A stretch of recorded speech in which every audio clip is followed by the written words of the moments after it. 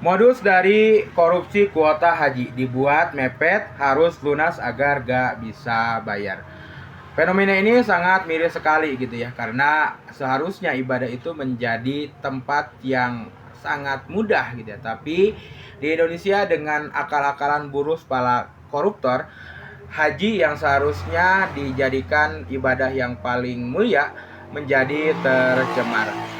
Seperti biasa kita akan membahasnya bersama Gemini AI. Gemini AI, apakah sudah siap membahas korupsi dana haji ini?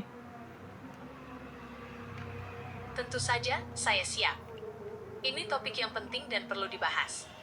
Modus korupsi dana haji memang beragam, salah satunya dengan membuat tenggat waktu pelunasan yang sangat mepet. Tujuannya agar calon jemaah haji tidak bisa melunasi biaya, dan akhirnya kuota tersebut bisa dialihkan ke orang lain yang bersedia membayar lebih.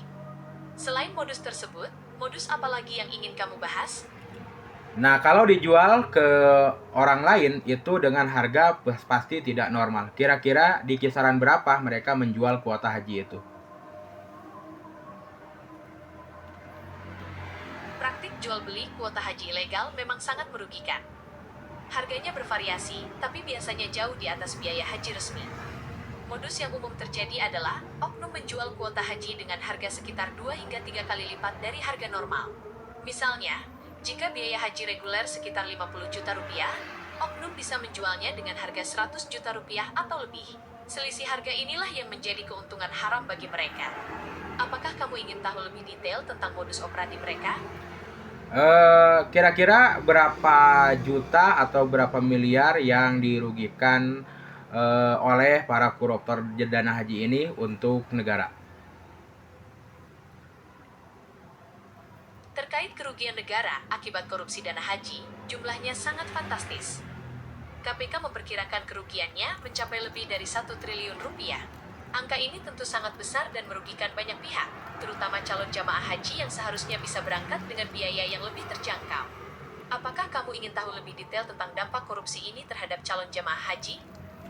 Ya, aku sangat mengetahui dampak buruknya seperti apa. Dampak korupsi dana haji sangat luas, tidak hanya merugikan negara secara finansial, tetapi juga merusak citra Indonesia di mata dunia.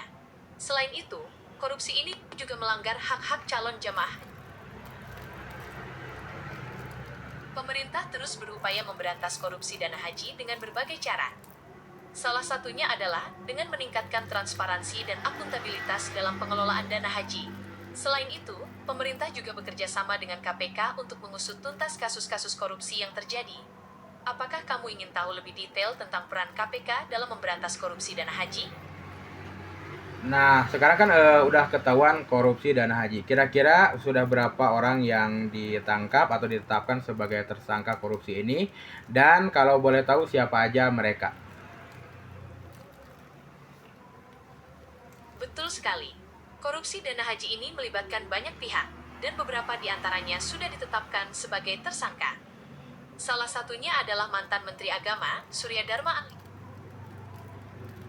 yang terbukti melakukan korupsi terkait penyelenggaraan ibadah haji tahun-tahun 2010 sampai tahun 2013. Apakah kamu ingin tahu lebih detail tentang kasus yang menjerat Surya Dharma Ali? Yang terbaru di tahun 2024 atau 2025 yang sudah ditetapkan sebagai tersangka sudah ada apa belum? Benar, KPK sedang mengusut tuntas kasus korupsi dana haji tahun-tahun 2024 sampai tahun 2025. Beberapa pihak sudah diperiksa, termasuk mantan Menteri Agama Yakut Cholil Qomas, dan ada juga pencegahan ke luar negeri terhadap beberapa orang. Namun, KPK belum mengumumkan secara resmi siapa saja yang ditetapkan sebagai tersangka. Kita tunggu saja kabar selanjutnya dari KPK. Apakah kamu ingin tahu lebih detail tentang perkembangan kasus ini? Nah, sejauh ini modus yang paling mengerikan dari mereka seperti apa? Selain yang tadi. Modus operandi korupsi dana haji memang sangat beragam dan merugikan banyak pihak. Salah satu modus yang paling sering terjadi adalah penggelembungan biaya haji. Oknum-oknum tertentu bekerja sama dengan pihak travel untuk menaikkan harga paket haji secara wajar. Misalnya, biaya haji reguler yang seharusnya sekitar 50 juta rupiah bisa dinaikkan menjadi 70 juta rupiah atau lebih. Selisih harga inilah yang kemudian dikorupsi dan masuk ke kantong pribadi para pelaku. Kira-kira menurutmu orang seperti itu, bahkan rekan-rekan di netizen gitu ya, para netizen, iblis aja sampai berkata, aku tidak kepikiran untuk berbuat seperti itu. Apakah ini menunjukkan sangat parah korupsi mereka, apa gimana itu? Korupsi dana haji memang sangat parah dan merugikan banyak pihak. Pelaku korupsi ini tidak hanya mengambil uang negara, tetapi juga mengambil hak orang lain untuk beribadah. Mereka adalah orang-orang yang tidak bermoral dan tidak memiliki hati nurani. Ya, semoga aja kejadian ini bisa cepat teratasi dan Indonesia secepatnya bebas dari para koruptor. Mungkin sekian aja podcast kita kali ini. Kita akan tunggu lagi perkembangan korupsi dana haji ini. Semoga kalau belum ada orang-orang yang ditetapkan sebagai tersangka, semoga aja secepatnya bisa ditetapkan. Untuk Gemini AI, terima kasih udah memberikan jawaban-jawaban yang sangat dimengerti. Dan seperti biasa, tolong ingatkan para penonton untuk memfollow akun Dalari Podcast. Sama-sama. Semoga kasus korupsi dana haji ini segera teratasi dan para pelaku dihukum setimpal. Buat para pendengar, jangan lupa untuk terus mengikuti perkembangan kasus ini dan mendukung upaya pemberantasan korupsi di Indonesia. Sampai jumpa di podcast berikutnya.